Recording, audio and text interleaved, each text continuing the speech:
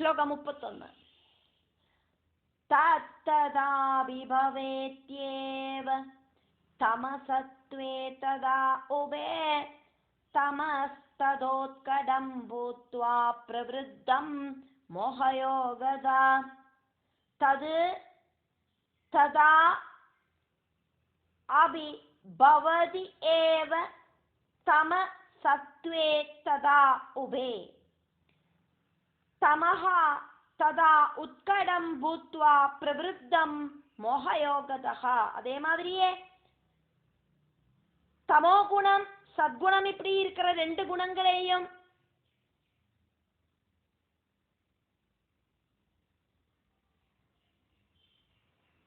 Control பண்றது.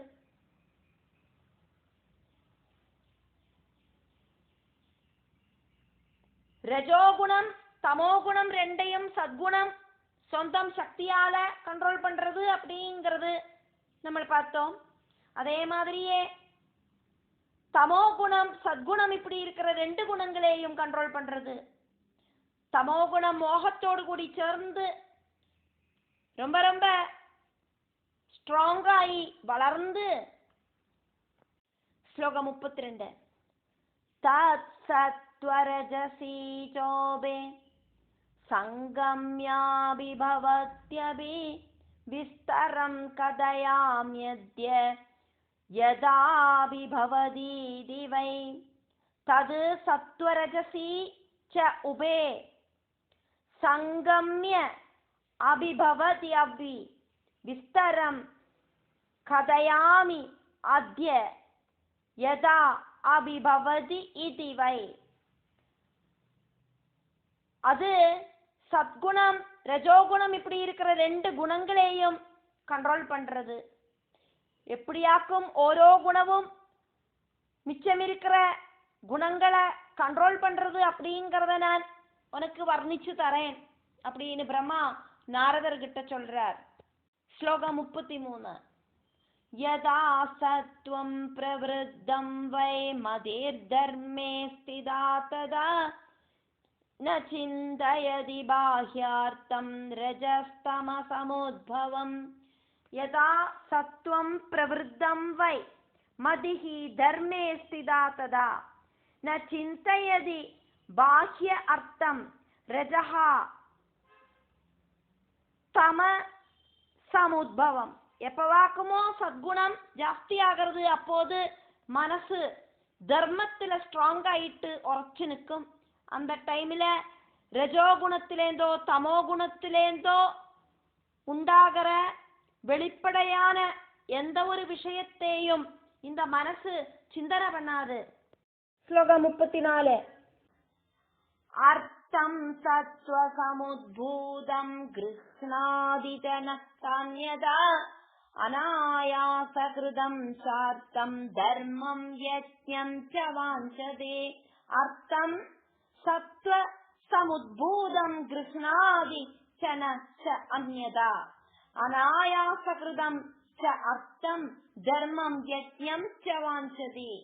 சத்வகுணத்திலேந்து உண்டாகிற விஷயத்தை மட்டும்தான் அப்போது மனசு ரிசீவ் பண்ணும். வேற எந்த ஒரு விஷயத்தையும் மனசு சிந்தனை பண்ணாது.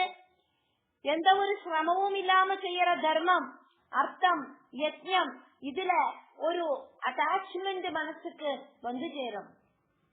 ஸ்லோகம் 35 சாத்விகேஷ்வேவ போகேஷு காமம் வை குருதே ததா ராஜசேஷு நமோச்சார்த்தம் தாமசேஷு புனః குதா.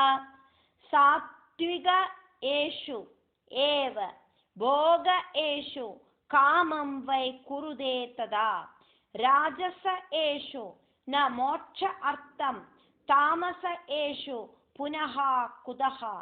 சத்குணம் உண்டாயிட்டு அது இன்க்ரீஸ் ஆகி வரதினோட ரிசல்ட் அப்படிங்கிறது அது ஜாஸ்தியாகி வந்து மோட்சம் ஆசைப்படுற அந்த பக்தனுக்கு ரொம்ப ரொம்ப டாப் மோஸ்ட் சாத்விக விஷயங்களில மட்டும்தான் ஒரு அட்டாச்மெண்ட் வந்து சேரும். ரஜோகுண விஷயங்களிலும் தமோகுண விஷயங்களிலும் அட்டாச்மெண்ட் வராது. ஸ்லோகம் 36. ஏவம் ஜித்வா ரஜ பூர்வம் ததஸ்ச தமசோ ஜய சத்வம் ச கேவலம் புத்ரா ததா பவதி நிர்மலம். ஏவம் ஜித்வா ரஜ பூர்வம் ததஹா ச தமசஹா ஜய சத்வம் ச கேவலம் புத்ரா ததா பவதி நிர்மலம். இப்படி முதல்ல ரஜோ குணத்தை ஜெயிக்கணும், அதுக்கப்புறமா தமோ குணத்தை ஜெயிக்கணும். பிரம்மா நாரதரை கூப்பிடுறார் புத்ரா அப்படின்னு. அந்த டைம்ல மகனே, அந்த டைம்ல டாப் மோஸ்ட் ஸ்தானமாயிருக்கிற அந்த மோட்சபதத்துக்கு போய் சேர வேண்டிய குணமாயிருக்கிற சத்குணம் இப்படி மனசுக்குள்ள அப்படியே பளிச்சு பளிச்சுன்னு தெளிஞ்சு வரும். ஸ்லோகம் 37. யதா ரஜ பிரவருத்தம் வை த்யக்த்வா தர்மான் சனாதனான் அன்யதா குருதே தர்மான் ஸ்ரத்தாம் ப்ராப்யது ராஜசீம். யதா ரஜ பிரவருத்தம் வை த்யக்த்வா தர்மான் சனாதனான் அன்யதா குருதே தர்மான் ஸ்ரத்தாம் ப்ராப்யது ராஜசீம். ரஜோகுணம் எப்பவாக்குமோ ஜாஸ்தி ஆகிறது, அப்போது மனுஷன் சாத்விகவும் சனாதனவுமான தர்மங்களை எல்லாம் வேண்டான்னு வச்சுட்டு ராஜசமான தர்மங்களை உபாசிப்பன். காரணம் என்ன அப்படின்னா, அவனோட மனசுல அப்போது இருக்கிறது ரஜோகுண பிரதானமான அந்த ஒரு கான்சன்ட்ரேஷன் ஆக்கும். ஸ்லோகம் 38. ராஜசாதர்த்த சம்ருத்தி தயா போகஸ்து ராஜச சத்வம் விநிர்கதம் தேன தாமசச்சாபி நிக்ரஹ. ராஜச அர்த்த சம்ருத்திஹி தயா போகஹ து ராஜசஹ சத்வம் விநிர்கதம் தேன தாமசஹ ச அபிநிக்ரஹ. ரஜோகுணம் ஜாஸ்தியாகிறதுனோடு காரணமாயிட்டு அர்த்தம், அதானது தனம் அபிவிருத்தி, தன அபிவிருத்தி உண்டாக்குறதுலயும் அப்படி இருக்கிற அந்த தன அபிவிருத்தி செஞ்சுட்டு அதனால உண்டாகிற அந்த ராஜ சௌபாகியங்களை அனுபவிக்கிறதுலயும் அந்த மனுஷனுக்கு ஒரு அட்டாச்மெண்ட் உண்டாகிறது.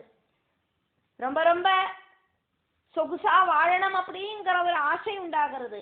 அப்போது அந்த ரஜோகுணம் ஜாஸ்தியா இருக்கிறவரிலிருந்து சத்குணம் நகந்து நகந்து போயிடும். அப்போ தமோ குணம் இல்லாம போகவும் செய்யும். ஸ்லோகம் 39. யதா தமோ விவருத்தம் ஸ்யாதுத்கடம் சம்பபூவஹ ததா வேதேன விஸ்வாசோ தர்மசாஸ்திரே ததைவஜா. யதா தமஹா விவருத்தம் ஸ்யாத் உத்கடம் சம்பபூவஹ ததா வேதே ந விஸ்வாசஹ தர்மசாஸ்திரே ததா ஏவ ச. எப்பவாக்குமோ தமோ குணம் ஜாஸ்தி ஆயிட்டு வளர்றது, அப்போது மனுஷனுக்கு வேதத்திலேயோ அதே மாதிரி தர்மசாஸ்திரத்திலேயோ நம்பிக்கை அப்படிங்கிறது உண்டாகாது. ஸ்லோகம் 40. ஸ்ரத்தாம் ச தாமசீம் பிராப்யா கரோதி ச தனாத்யயம் துரோகம் சர்வத்ர குருதே ந சாந்திமதிகச்சதி. ஸ்ரத்தாம் ச தாமசீம் பிராப்யா கரோதி ச தன அத்யயம் துரோகம் சர்வத்ர குருதே ந சாந்திம் அதிகச்சதி.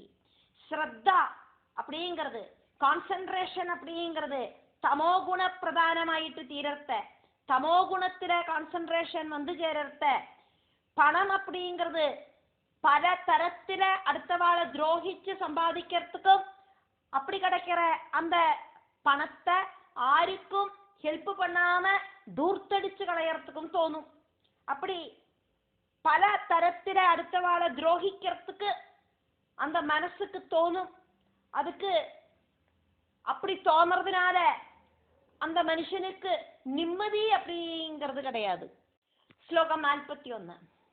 ஜித்வா சத்வம் ரஜஸ்சைவ க்ரோதனோ துர்மதிஷட வர்த்ததே காமசாரேன பாவேஷு விததேஷு ஜ जित्वा सत्वं रजः च एव क्रोधनः दुर्मतिः शतः वर्तते कामचारेण भावेषु विददेषु च. ரொம்ப ரொம்ப குருவல் மைண்டு, அதே மாதிரி ரொம்ப ரொம்ப முட்டாள், அதே மாதிரி பிடிவாதக்காரன், இப்படியெல்லாம் இருக்கிற குணம் அவனுக்கு வந்து சேரும். சத்குண ரஜோகுணங்களை அவனுக்கு பக்கத்திலேயே போகாது அந்த ரெண்டு குணங்களும். அதே மாதிரி அவனுக்கு விவித போகங்களில முழுகி இந்த சரீரத்தையும் மனசையும் குடும்பத்தில் இருக்கிறவாளையும் சொசைட்டியில இருக்கிறவாளையும் அத்தனை பேரையும் துரோகிக்கிறதுக்கான அந்த எண்ணமும் வந்து சேரும். ஸ்லோகம் 42. ஏகம் சத்வம் ந பவதி ரஜஸ்சைகம் தமஸ்ததா சஹைவாஸ்ருத்ய வர்த்தந்தே குணாமிதுன தர்மிணாம். ஏகம் சத்வம் ந பவதி ரஜஹ ச ஏகம் தமஹ ததா.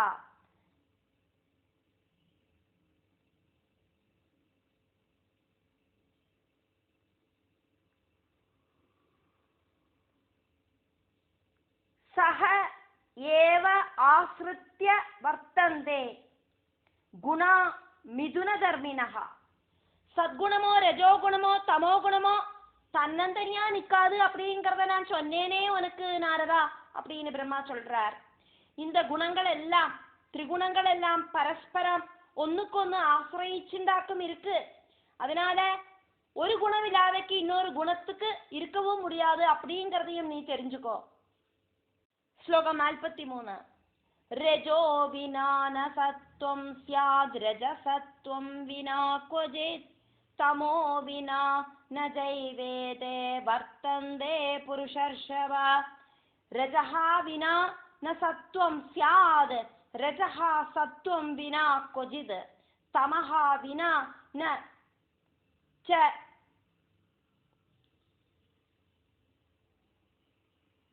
ஏவ ஏதே வர்த்தந்தே புருஷ அர்ஷபா.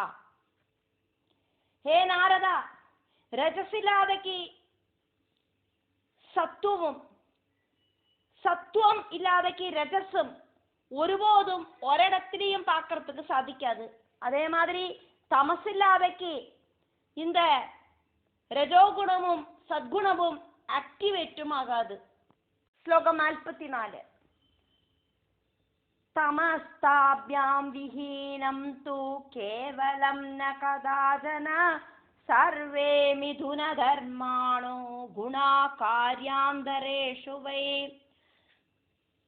தமஹ தாப்யாம் விஹீனம் து கேவலம் ந கதாஜன சர்வே மிதுன தர்மாணஹ குணாஹ காரிய அந்தரேஷு வை.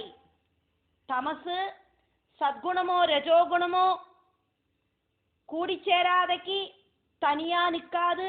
இந்த குணங்கள் எல்லா விஷயங்களிலேயும் ஒண்ணுக்கொன்னு கூடி நின்று அவளோட டியூட்டியை செய்வா. ஸ்லோகம் 45. அந்யோன்ய சம்ஸ்ரிதா சர்வே திஷ்டந்தி ஜ வியோஜிதா அந்யோன்ய ஜனகாஸ்சைவ யத பிரசவ தர்மிணாம்.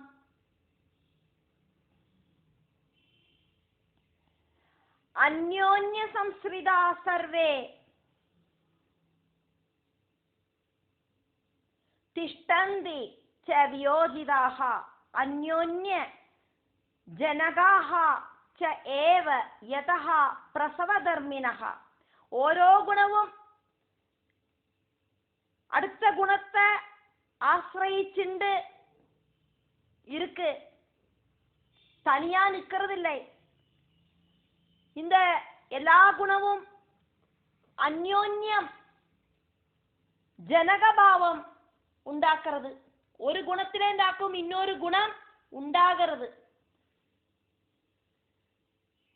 தலைமுறை தலைமுறையாயிட்டு நம்ம இந்த பூவுலகத்துல ஜனிச்சிருக்கோம். நமக்கு அப்பா அம்மா, அவளுக்கு அப்பா அம்மா, அவளுக்கு அப்பா அம்மா, அவளுக்கு அப்பா அம்மா, இப்படின்னு எத்தனையோ தலைமுறைகள் நம்மளோட அந்த தலைமுறைகள் வந்துட்டு இருக்கு. இனி நமக்கு அப்புறம் நம்மளோட குழந்தைகள், அவளுக்கு சந்ததிகளாயிட்டு குழந்தைகள் இப்படின்னு உண்டாகிறது. அதே மாதிரியே இந்த குணங்கள் ஒண்ணுக்கு ஒண்ணு கூடி சேர்ந்து புதுசா குணங்களை உண்டாக்குறது. அதனாலேயாக்கும் இங்க பிரசவ தர்மம் ஆச்சரிக்கிறது அப்படின்னு சொல்றது. ஸ்லோகம் 46. சத்வம் கதாஜித் ரஜஸ்தமசி ஜனயத்யுத கதாஜித்து ரஜசத்வதமசி ஜனயத்யபி. சத்வம் கதாசித் ச ரஜஹ தமசி ஜனயதி உதா கதாசித் து ரஜஹ சத்வதமசி ஜனயதி அபி. சத்குணம் ஒரு சில டைம்ல ரஜ தமோ குணங்களை உண்டாக்குறது, ஒரு சில டைம்ல ரஜோகுணம் சத்குணத்தையும் தமோ குணத்தையும் உண்டாக்குறது. ஸ்லோகம் 47. கதாசித்து தமசத்வரஜசி ஜனயத்யுபே ஜனயந்த்யேவமன்யோன்யம் மிருத்பிண்டஸ்ச கடம் யதா. கதாசித் து தம சத்வரஜசி ஜனயதி உபே ஜனயதி ஏவம் அந்யோன்யம்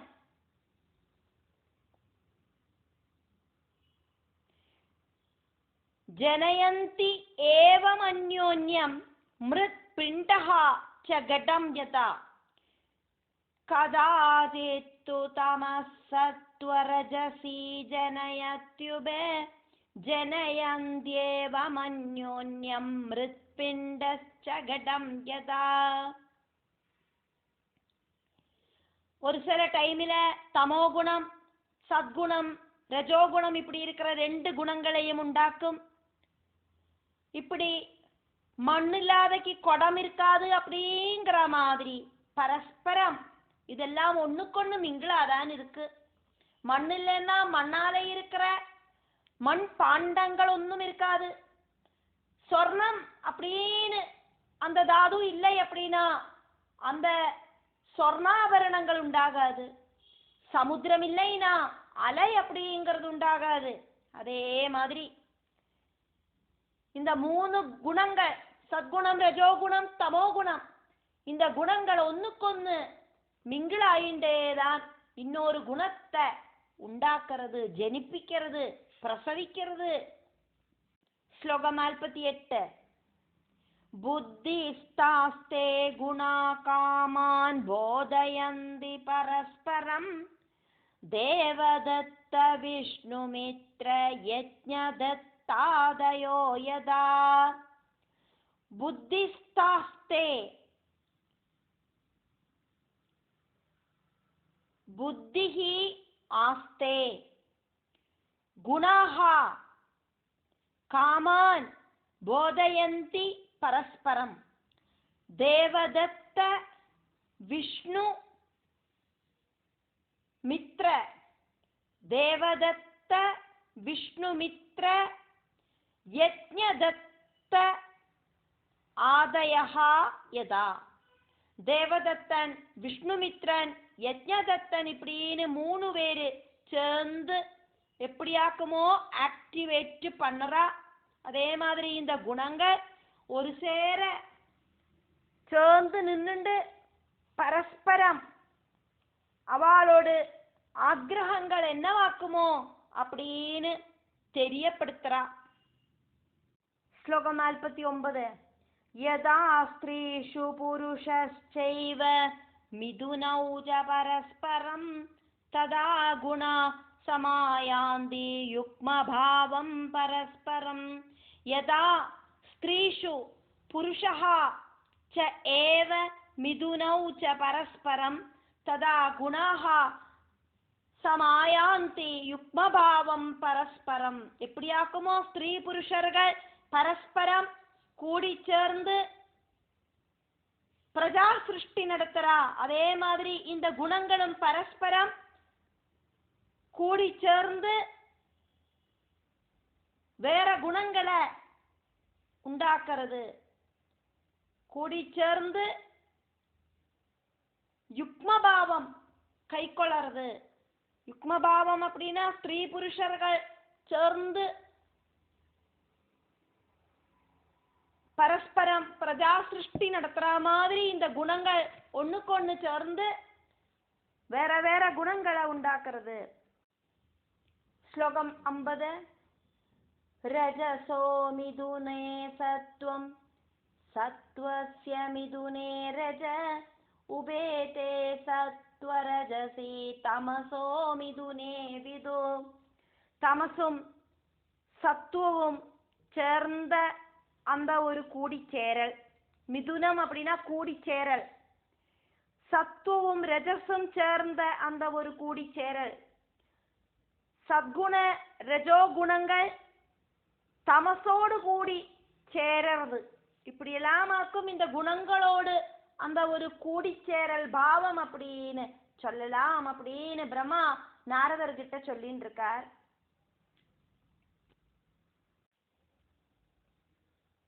51வது ஸ்லோகம். நாரதர் இங்க வியாசருக்கு சொல்ற மாதிரி ஆக்கும். அதனால நாரத உவாச்ச இத்யேதத் கதிதம் பித்ரா குணரூபமனுத்தமம் ஸ்ருத்வாப்யேதத் ச ஏவாஹம் ததோ ப்ருச்சம் பிதாமஹம். இது ஏதது கதிதம் பித்ரா குணரூபம் அனுத்தமம் ஸ்ருத்வா அபி ஏதல் ச ஏவ அகம் ததஹா அபிருச்சம் பிதாமகம். ரொம்ப ரொம்ப சிரேஷ்டமா இருக்கிற குணஸ்வரூபங்களை அப்பா எனக்கு இப்படியெல்லாம் வர்ணிச்சு தந்தார். அதெல்லாம் கேட்டுட்டு நான் மறுபடியும் என்னோட அப்பாவான இந்த உலகத்துக்கே பிதாவா இருக்கிற அந்த பிதாமகன் பிரம்மா கிட்ட நான் இப்படி கேட்டேன் அப்படின்னு நாரதர் சொல்றார். இப்படி சொல்லிட்டு தேவி பாகவதத்துல 3ய ஸ்கந்தத்துல 8வது அத்தியாயம் முடிவடைகிறது.